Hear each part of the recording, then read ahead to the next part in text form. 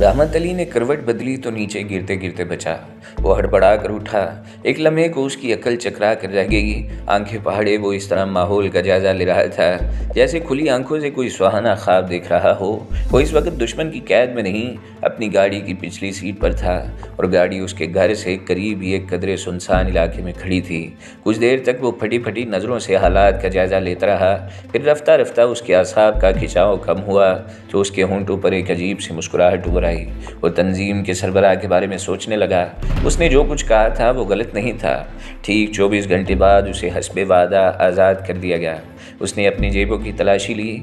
हर वो चीज़ जो अगवा होने से पहले उसके पास मौजूद थी इस वक्त भी उसकी तहवील में थी। ऑटोमेटिक रिवॉल्वर में भरा हुआ चैम्बर भी जूं का त्यों मौजूद था। उसने इत्मीनान का एक तवील सांस लिया, फिर स्टीयरिंग सीट पर आ गया। चाबी इग्निशन में मौजूद थी। उसने गाड़ी स्टार्ट की और आहिस्ता आहिस्ता घर की सिमत चल पड़ा। उसके जहन में तंजीम के सरबराह के बारे में धमाके हो रहे थे। उसने पहले सरदार खान के ज़रिए उसे अगवा कराया, फिर सरदार खान को ठिकाने लगा दिया और उसे पेशकश की गई कि वो तंजीम में शमूलियत इख्तियार कर ले। इनकार की सूरत में ऐसे हालात पैदा करने के बारे में कहा गया जो उसे मजबूरन तंजीम के सामने घुटने टेकने पर मजबूर कर सकते थे। वो हालात क्या हो सकते थे? उसने सोचा, उसे दोबारा अगवा करके उस पर सख्ती की जाएगी या फिर उसे मजबूर करने की खातिर उसके बीवी या बच्चे को अगवा किया जाएगा। वो बड़ी संजीदगी से आने वाले कल के बारे में गौर कर रहा था, लेकिन एक बात उसने बहरहाल तय कर ली कि वो सरबराह के इशारों पर कभी नाचने को आमादा नहीं होगा और अगर हालात ने उसे मजबूर किया तो वो तंजीम के लिए बहुत ज़्यादा ख़तरनाक साबित होगा। वो आइनी इरादों का मालिक था। ज़बरदस्ती के अहकाम की तामील करना उसके असूल के ख़िलाफ़ था। उसने गुर्बत के दिनों में भी कभी किसी के आगे हाथ फैलाने की कोशिश नहीं की थी। वो मर सकता था लेकिन अपनी आज़ादी को किसी भी कीमत पर फ़रोख्त नहीं कर सकता था।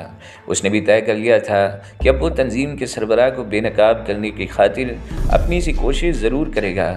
जो इंसान अपना मकसद पूरा करने और रास्ता साफ़ करने की खातिर बम के धमाके करता था, हज़ारों बेकसूर और मासूम लोगों का खून करता था, वो इंसान नहीं सिर्फ दरिंदा कहलाने का मुस्तहिक था और दरिंदों का शिकार हर तरह से जायज़ है। बड़ी देर तक वो अपने जहन को अपने फ़ैसलों पर अमल करने की तलकीन करता रहा। फिर उसने तमाम बातें जहन से झटक दी। सिर्फ मोहतात रहने और हर कदम फूंक फूंक कर उठाने का मशवरा देकर उसने जहन को आज़ाद छोड़ दिया। 10 मिनट बाद वो घर में दाखिल हुआ तो अज़रा का मूड ऑफ था।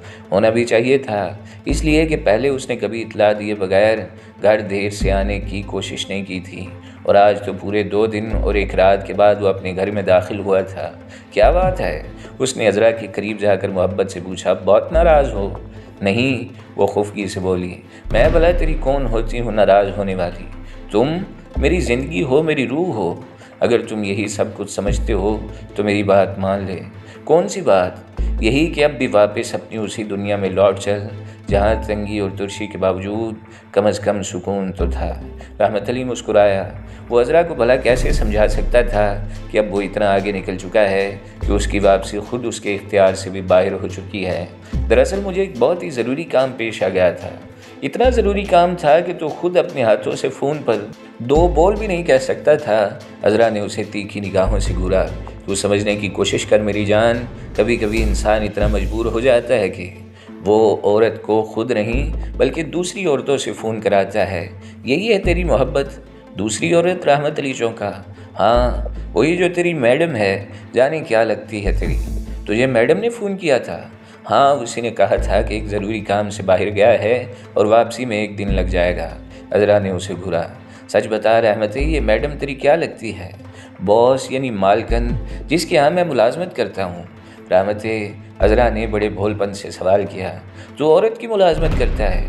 तेरा तो दिमाग चल गया है। रहमत अली ने उसे समझाने की कोशिश की। मैं जिस कंपनी में काम करता हूँ उसकी मालकन वही है, तभी तो उसके ज़रूरी काम से रात रात भर घर से गायब रहने लगा है। वो जल कर बोली। अज़रा, क्या तुझे अब अपनी रहमत पर एतमाद नहीं है? वो तो है, लेकिन अब ये बातें छोड़, कुछ खाने का बंदोबस्त कर। मुझे बड़ी ज़ोर से भूख लग रही है। रहमत, तो मेरी बात क्यों नहीं समझता? क्या रखा है इतनी सारी दौलत हासिल करने में? अच्छा बाबा, अच्छा, अपनी फरजाना के हाथ धूमधाम से पीले कर लेने दे, फिर तू जैसा कहेगी वैसा ही करूँगा। रहमत अली ने उसे झूठी तसल्ली दी। अभी तो वो खैर से 16वीं में लगी है और मैं 18 साल से कम उम्र में उसकी शादी नहीं करूँगी। अज़रा ने गौर करते हुए कहा, कच्ची उम्र की शादी का अंजाम अच्छा नहीं होता। मुझे ही देख ले, तेरी बांदी बनकर रह गई हूँ। 4 जमात पढ़ी होती और थोड़ी सी अकल होती तो शुरू से ही तुझे काबू में रखती। अब भी तो मैं तेरे काबू में ही हूँ। खाक, अज़रा ने मुस्कुरा कर कहा और किचन में खाना तैयार करने चली गई। रहमत अली का ज़हन अब मैडम के बारे में उलझ रहा था। उसे किस तरह अंदाज़ा हो गया था कि मेरी वापसी में एक दिन लगेगा। क्या उसे मेरे अगवा का इल्म था? क्या सरदार खान ने उसी के इशारे पर उसे दुश्मनों के हवाले किया था? लेकिन फिर सरदार खान को किस जुर्म की सज़ा मिली थी? क्या वो सब कुछ महज उलझाव पैदा करने के लिए किया गया? क्या मैडम ने उसे महज तारीकी में रखने की खातिर कहा था कि वो तंजीम के सरबराह से नावाकिफ़ है? अगर ऐसा नहीं था तो फिर उसे उसके अगवा होने और एक दिन बाद वापसी की इतला किस तरह हो गई थी? और तंजीम का सरबराह उसे पल पल की खबर किस तरह दे रहा था?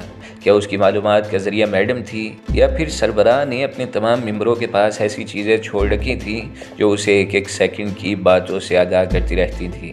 आखिरी ख्याल के आते ही रहमत ने चौंक कर अपनी दस्ती घड़ी की जानिब देखा जो नाजो ने उसे तोहफ़न दी थी। क्या घड़ी में कोई ऐसा ताकतवर मैकेनिज़्म मौजूद था जो उसकी हर बात को किसी ख़ास फ्रीक्वेंसी के लिए नशर करता रहा था? मुमकिन है मैडम के पास भी कोई ऐसी ही चीज़ हो जिसकी हकीकत से वो लाइलम हो। मैडम बल्लास ने एक बार हैरत से इसका इजहार भी किया था कि उसका नादीदा दुश्मन हैरत अंगेज़ और पुरअसरार सलाहियतों का मालिक है जिसे लम्हे लम्हे की खबर मिलती रहती है।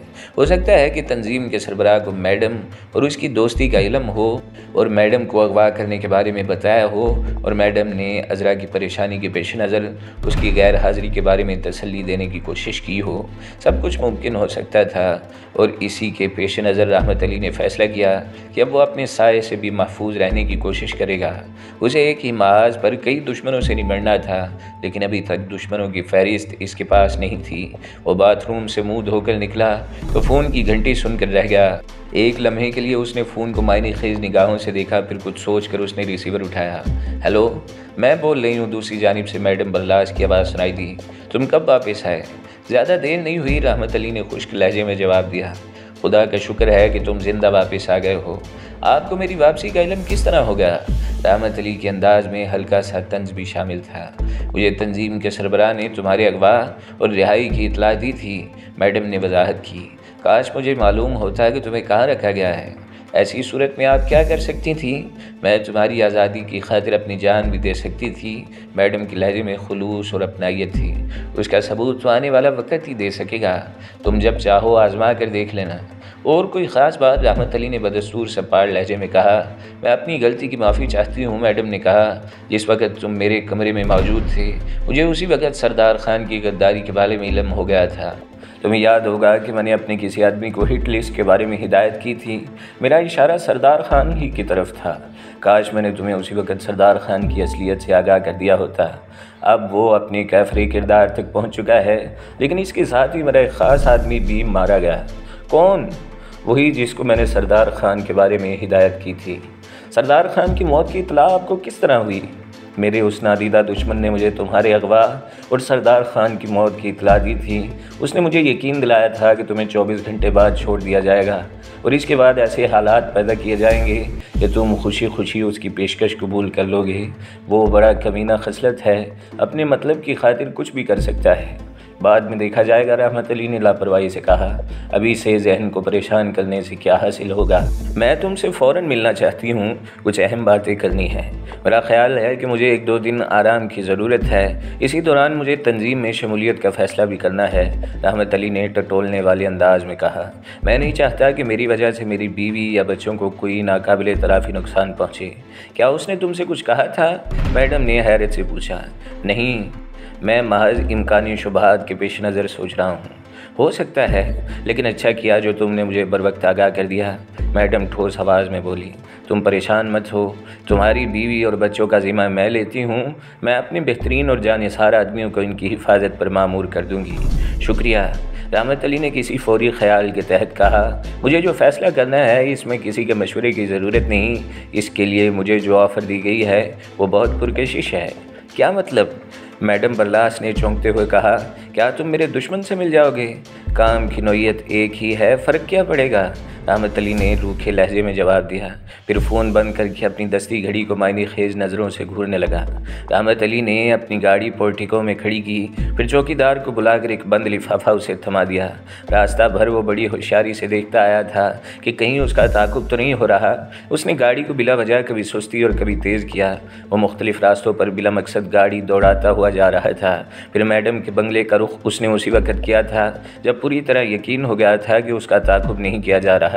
उसने मैडम के नाम जो लिफाफा अंदर भेजा था उसमें एक मुख्तसर सा पैगाम था, खामोशी के साथ तमाम ज़ेवरात और दस्ती घड़ी उतार कर आ जाएं, मुझे कुछ ज़रूरी बात करनी है। इस हिदायत पर अमल करना ज़रूरी है। चौकीदार से भी गुफ्तगू से परहेज़ करें। 030। उसी वक़्त रात के तकरीबन 10:30 का अमल था, लेकिन मैडम बरलास उसका पैगाम पढ़ते ही आ गई। रहमत अली ने उसे खामोश रहने का इशारा किया। फिर लॉन के गोशे में जाने के बाद बोला, क्या आप इस वक्त मेरे साथ बाहर चल सकेंगी? लेकिन कार में नहीं, टैक्सी में। टैक्सी में क्यों? मैडम ने हैरत से पूछा। हो सकता है कि सरदार खान ने आपकी कार में भी कोई ऐसा आला लगा रखा हो जिसके ज़रिए सारी बातें को तीसरा आदमी भी सुन रहा हो। मैडम ने ताज्जुब और हैरत से रहमत अली को देखा। इसमें बनावट या तसन्नुन नहीं था। फिर उसने कुछ सोचते हुए कहा, तुम 1 मिनट इंतज़ार करो, मैं गिराज से वो गाड़ी निकालती हूँ जिसे मैं शाज़ो नादिर ही इस्तेमाल करती हूँ, और मुझे यकीन है कि उसमें तुम्हारे शुबे के मुतल्लिक ऐसी कोई चीज़ नहीं होगी जिससे हमारी गुफ्तगू कहीं सुनी जा सके। इसके बावजूद मैं मुहतात रहना पसंद करूँगा।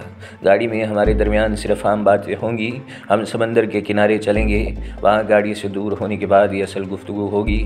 आपको भी एहतियात करने की ज़रूरत है। मैडम ने एक बार फिर हैरत भरी निगाहों से उसे देखा, फिर जाकर अपनी दूसरी गाड़ी गैराज से निकाल लाई। आधे घंटे बाद ही वो समंदर के किनारे मौजूद थे।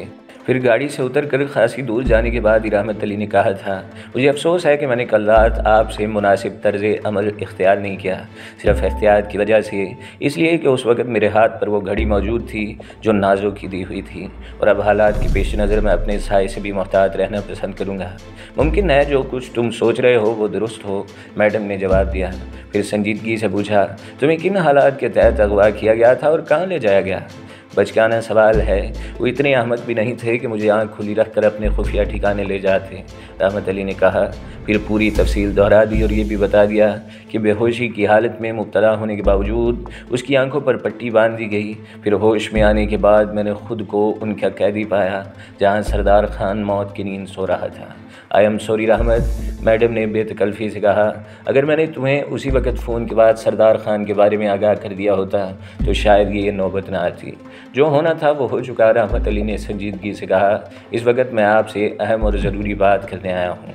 कहो, आपको मेरे अगवा होने की इतला किस तरह हुई थी? शमशेर खान के ज़रिए। वो मेरे एतमाद का आदमी था, लेकिन मेरे नादीदा दुश्मन ने उसे भी ठिकाने लगा दिया। और उसकी मौत की इतला कैसे मिली? मेरे दुश्मन ने 330 पर दी थी। उसने ये भी बताया था कि तुम उसकी कैद में हो और तुम्हें 24 घंटे बाद छोड़ दिया जाएगा। गोया मेरा अंदाज़ा दुरुस्त साबित हुआ, रहमत अली ने पुरजोश लहजे में जवाब दिया। हर फर्द और उसके ख़ास मिलने जुलने वालों के पास कोई ना कोई ऐसा गिफ्ट ज़रूर होता है जिसके ज़रिए दुश्मन को पल पल की बातें मालूम हो जाती हैं। मुझे तुम्हारी बात पर यकीन आ रहा है। अब सबसे पहले मैं अकरम के बारे में दरियाफ्त करूँगा। वो कौन था और उसे क्यों मारा गया? रहमत अली ने गहरी संजीदगी से दरियाफ्त किया। क्या ये जानना तुम्हारे लिए ज़रूरी है? हाँ, हमें शुरू से डोर का सिरा तलाश करना होगा। बस ये समझ लो कि मेरी एक कमज़ोरी उसके हाथ आ गई थी, जिसकी वजह से मैंने उसे जलील करके फर्म से निकाल दिया था और दूसरे दिन वो अपने घर में मुर्दा हालत में पाया गया था। डॉक्टर ने उसकी मौत की वजह हार्ट फेल बताई थी। लेकिन 1 मिनट, मैडम ने इस ख्याल के तहत चौंकते हुए बड़े जज्बाती लहजे में पूछा, तुम्हें ख़ास तौर पर अकरम का ख्याल क्यों आया? फ़िलहाल आप ये समझ लें कि मैं अंधेरे में हाथ पैर मार रहा हूँ। आईसी, मैडम ने जवाब दिया। लेकिन इस वक्त वो किसी गहरी सोच में मुतगर्रक हो रही थी। क्या सरदार खान के अलावा भी दफ्तर के अंदर दुश्मन का कोई और एजेंट हो सकता है? अब मैं यकीन से नहीं कह सकती, लेकिन ठहरो, हो सकता है कि जमशेद भी दुश्मन ही का एजेंट हो।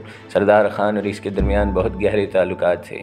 अगर आपका जमशेद के बारे में शुबा दुरुस्त है तो अभी आपको एक आदमी को तलाश करना है। मैं समझी नहीं, मैडम बरलास एक बार फिर चौंकी। मुझे बड़े वसूख के साथ तंजीम के सरबराह ने ये बात कही थी। क्या तुम उससे मिल चुके हो? मेरा मतलब है, क्या वो तुम्हारे सामने आया था? नहीं, मुझे किसी खुफिया माइक पर मुखातिब किया गया था। दूसरी तरफ से बोलने वाला भी मेरी बात सुन सकता था। इसके बाद ही मेरे जहन में ये ख्याल उभरा कि ऐसे ही कोई डबल गेम के आलात हमारे पास भी किसी न किसी शक्ल में ज़रूर मौजूद होंगे। मुझे तुम्हारी बात का यकीन है। गालिबन सरदार खान ही ने मेरे दुश्मन को 3-3 का कोड दिया होगा, लेकिन जमशेद के अलावा दूसरा आदमी कौन हो सकता है, ये मैं मालूम कर लूँगा। रहमत अली ने ठोस और ख़तरनाक अंदाज में कहा, इससे पहले कि मेरा दुश्मन मुझे घुटने टेकने पर मजबूर करे, मैं उस चूहे को बिल से किसी न किसी तरह निकाल बाहर डालने का तहैया कर चुका हूँ। जमशेद की मौत मेरे इंतकाम की पहली कड़ी होगी, बशर्तिया आपका अंदाज़ा दुरुस्त निकला। तुम्हें इतनी जल्दी में कोई फ़ैसला नहीं करना चाहिए। जो कुछ करो बहुत सोच समझ कर करो, इससे कि हमारा दुश्मन तारीकी में है जबकि हम रोशनी में हैं। मैं आपसे इस वक्त यही मालूम करना चाहता हूँ। रहमत अली ने मैडम को घूरते हुए बड़ी संजीदगी से कहा, आपका शुबा किस पर है? मैं यकीन से नहीं कह सकती, लेकिन मेरा शुबा 2 आदमियों पर जाता है। कौन कौन?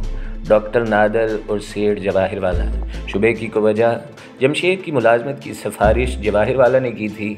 मैडम ने कहा, वो सूरत से मस्कीन नज़र आता है, अंदर से उतना कमीना और गहरा आदमी है। और डॉक्टर नादर, उसके मरासिम भी मेरे साथ हमेशा दोस्ताना रहे हैं। मैडम ने कहा, लेकिन एक बात अक्सर मुझे उसके बारे में शुबे में डाल देती है। वो क्या? एक बार डॉक्टर नादर ने मेरा ऑपरेशन किया था। ऑपरेशन मामूली था, लेकिन मुझे पहले बेहोश किया गया और फिर रहमत अली ने मैडम की खामोशी को महसूस करते हुए सवाल किया, फिर क्या हुआ? हो सकता है वो मेरा वहम हो, लेकिन ऑपरेशन के तकरीबन 2 माह बाद ही दुश्मन ने मुझ पर पहला हमला एक रजिस्टर्ड पार्सल की सूरत में किया, जिसमें कुछ ऐसा ब्लैकमेलिंग स्टफ़ था कि अगर वो आम पर आ जाता तो मेरी इज़्ज़त, शोहरत और साख सब कुछ तबाह हो सकती थी। हो सकता है कि वो हरकत डॉक्टर नादर या उसके किसी मातहत सर्जन की हो, इसलिए कि मुझे जो कुछ मवाद मौसूल हुआ था बहरहाल मेरी होशमंदी की हालत में हासिल नहीं किया जा सकता था। इसके अलावा एक और भी बात है। बिज़नेस के दौरान एक वक्त ऐसा बहरान का आया जब मुझे रुपयों की शिद्दत से ज़रूरत थी। उस वक्त पहली बार डॉक्टर नादर ने ही मुझे सेठ जवाहिर वाला से मुतारिफ़ करवाया था।